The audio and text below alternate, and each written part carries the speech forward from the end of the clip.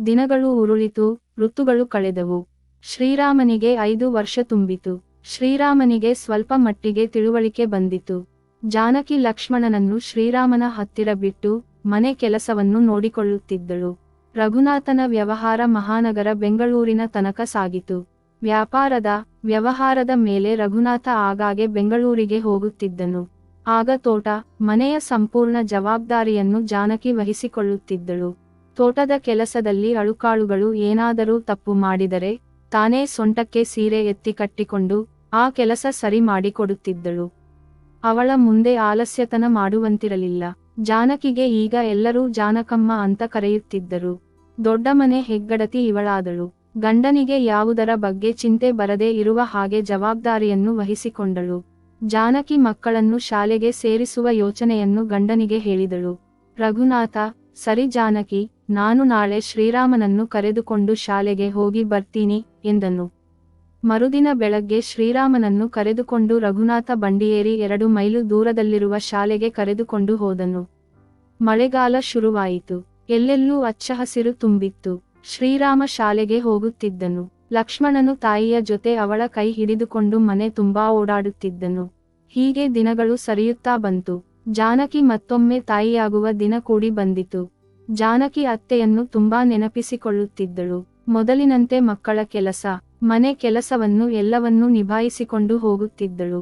ಜಾನಕಿಗೆ ಈಗ ಮೊದಲಿಗಿಂತ ಹೆಚ್ಚಿನ ಧೈರ್ಯವಿತ್ತು. ಎಲ್ಲವನ್ನೂ ನಿಭಾಯಿಸುವ ಶಕ್ತಿ ಇತ್ತು. ಅಕ್ಕಿ ಬೀಸುವ ಕೆಲಸದಿಂದ ಹಿಡಿದು ಪ್ರತಿಯೊಂದು ಕೆಲಸವನ್ನು ಬಸುರಿ ಹೊಟ್ಟೆ ಹೊತ್ತಿಕೊಂಡೇ ಮಾಡುತ್ತಿದ್ದಳು. ಆಗಾಗ ಆಯಾಸವಾಗಿ ಸ್ವಲ್ಪ ಹೊತ್ತು ಕೂತು ಮತ್ತೆ ಕೆಲಸ ಆರಂಭಿಸುತ್ತಿದ್ದಳು. ಹೀಗೆ ಅವಳಿಗೆ ನವಮಾಸ ತುಂಬಿ ಬಂತು. ಅವಳು ಹೆರಿಗೆ ವಿಷಯಕ್ಕೆ ಭಯಪಡಲಿಲ್ಲ. ತನ್ನ ಮೊದಲ ಮಗನಾದ ಶ್ರೀರಾಮನನ್ನು ಕರೆದು, ಮಗ ಅಪ್ಪಯ್ಯ ತೋಟದಲ್ಲಿದ್ದಾರೆ, ಅವರನ್ನು ಕರೆದುಕೊಂಡು ಬಾ ಎಂದು ಮಗನಿಗೆ ಹೇಳಿ ಕಳಿಸಿದಳು. ಶ್ರೀರಾಮ ತಮ್ಮನ ಕೈಹಿಡಿದುಕೊಂಡು ಹೋಗಿ ಅಪ್ಪಯ್ಯನನ್ನು ಕರೆದನು. ಅಪ್ಪಯ್ಯ, ಅಮ್ಮ ನಿನಗೆ ಮನೆ ಹತ್ತಿರ ಬರಲು ಹೇಳಿದ್ದಾಳೆ ಎಂದನು. ರಘುನಾಥ, ಯಾಕೆ ಶ್ರೀರಾಮ, ಏನಾಯಿತು ಎಂದು ಕೇಳಿದ.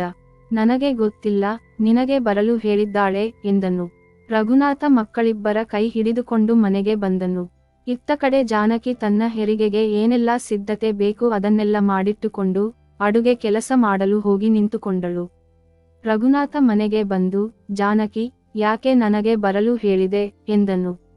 ಜಾನಕಿ, ಸ್ವಲ್ಪ ಸೂಲಗಿತ್ತಿ ಸಣ್ಣಮ್ಮನ್ನು ಕರೆದುಕೊಂಡು ಬನ್ನಿ, ನನಗೆ ಸ್ವಲ್ಪ ನೋವು ಶುರುವಾಗಿದೆ ಎಂದಳು. ರಘುನಾಥ ಲಿಂಗಯ್ಯನನ್ನು ಕರೆದು, ಹೋಗಿ ಸಣ್ಣಮ್ಮನನ್ನು ಕರೆದುಕೊಂಡು ಬಾ ಎಂದು ಹೇಳಿ ಕಳುಹಿಸಿದ. ಲಿಂಗಯ್ಯ ಸಣ್ಣಮ್ಮನನ್ನು ಕರೆದುಕೊಂಡು ಬಂದನು. ಸಣ್ಣಮ್ಮ ಜಾನಕಮ್ಮ, ಜಾನಕಮ್ಮ ಎಂದು ಕರೆಯುತ್ತಾ ಒಳ ಬಂದಳು. ಜಾನಕಿ ಅಡುಗೆ ಮನೆಯಿಂದ ಹೊರಬಂದು, ಬಾ ಸಣ್ಣಮ್ಮ ಎಂದು ಅವಳನ್ನು ಒಳಕರೆದು ಹೆರಿಗೆಗೆ ಬೇಕಾದ ಸಿದ್ಧತೆ ಮಾಡಿಟ್ಟುಕೊಂಡ ತನ್ನ ಅತ್ತೆ ಕೋಣೆಗೆ ಕರೆದುಕೊಂಡು ಹೋದಳು. ರಘುನಾಥ ಬಾಗಿಲಿನಲ್ಲಿ ನಿಂತುಕೊಂಡಿದ್ದ. ಅವಳು ಹೋಗಿ 5 ನಿಮಿಷದಲ್ಲಿ ಮಗುವಿನ ಅಳುವ ಶಬ್ದ ಕೇಳಿಸಿತು. ಸಣ್ಣಮ್ಮ ಮಗುವನ್ನು ಎತ್ತಿಕೊಂಡು ಬಂದಳು. ರಾಯರೇ, ನಿಮಗೆ ಮಗಳು ಹುಟ್ಟಿದ್ದಾಳೆ ಎಂದಳು. ಹೌದೇನೋ ಎಂದನು. ಖುಷಿಯಿಂದ ಮಗುವನ್ನು ಎತ್ತಿಕೊಂಡು ಅಪ್ಪಿ ಮುದ್ದಾಡಿದ. ನನ್ನ ಅಮ್ಮ ನೀನು, ನನ್ನ ಬಂಗಾರ ನೀನು ಎಂದು ಮಗುವನ್ನು ಮುದ್ದಾಡುತ್ತಾ ಕೋಣೆ ಒಳಗೆ ಬಂದನು. ಜಾನಕಿಯನ್ನು ನೋಡಿ, ನೋಡು ಜಾನಕಿ, ನಮ್ಮ ಅಮ್ಮ ನಮಗೆ ಮಗುವಾಗಿ ಬಂದಿದ್ದಾಳೆ ಎಂದನು. ಜಾನಕಿ ಎದ್ದು ಕುಳಿತುಕೊಂಡು ಮಗಳನ್ನು ಅಪ್ಪಿಕೊಂಡಳು. ನನ್ನ ಮಗಳಿಗೆ ಗಿರಿಜಾ ಅಂತ ಹೆಸರಿಡೋಣವೇ ಎಂದಳು. ಸರಿ, ನಿನ್ನಿಷ್ಟದಂತೆ ಆಗಲಿ ಎಂದನು. ಮಗುವನ್ನು ಅಪ್ಪಿಕೊಂಡಳು.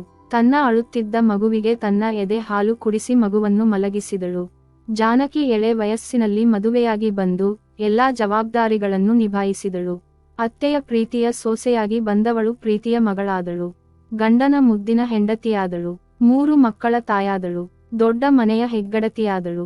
ಕಾನೂರಿನ ಚಿಕ್ಕ ಗುಡಿಸಲಿನ ದುಃಖದ ಮಡಿಲಿನಲ್ಲಿ ಮಲಗಿದ್ದವಳಿಗೆ ದೇವರು ಶ್ರೀಮಂತಿಕೆ, ಪ್ರೀತಿ, ಸುಖ ಎಲ್ಲವನ್ನೂ ಕೊಟ್ಟನು.